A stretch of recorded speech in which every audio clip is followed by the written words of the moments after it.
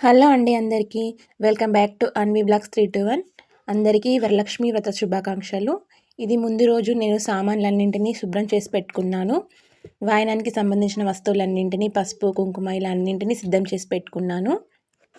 అలాగే ప్రతి గుమ్మానికి మామిడి తోరణాలు కట్టేసుకొని వాటితో పసుపు కుంకుమలతో అలంకరణ చేసుకున్నాను.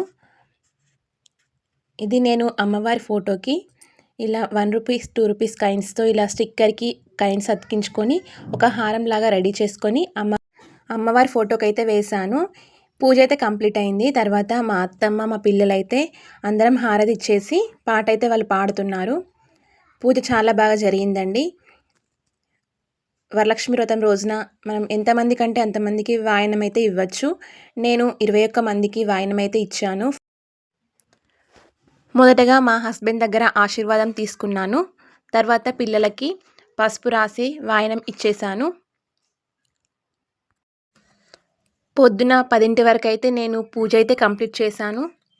ప్రసాదాలన్నింటినీ చేసి అమ్మవారికి చూపించి పూజ అయితే కంప్లీట్ చేసుకున్నాను. ఇక్కడ మా పాపలిద్దరికీ వాయనం ఇచ్చేశాను. తర్వాత మా అత్తమ్మ వాళ్ళకి వాయనం తీసుకొని ఆశీర్వాదం అయితే ఇచ్చారు.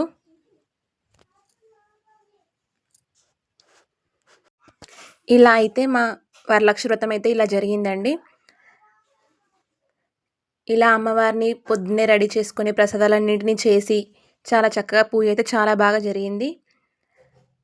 వాయనం అయితే అందరికీ ఇచ్చేసి చాలా బాగా అనిపించింది. మీకు కూడా వరలక్ష్మి వ్రత శుభాకాంక్షలు. Bye friends.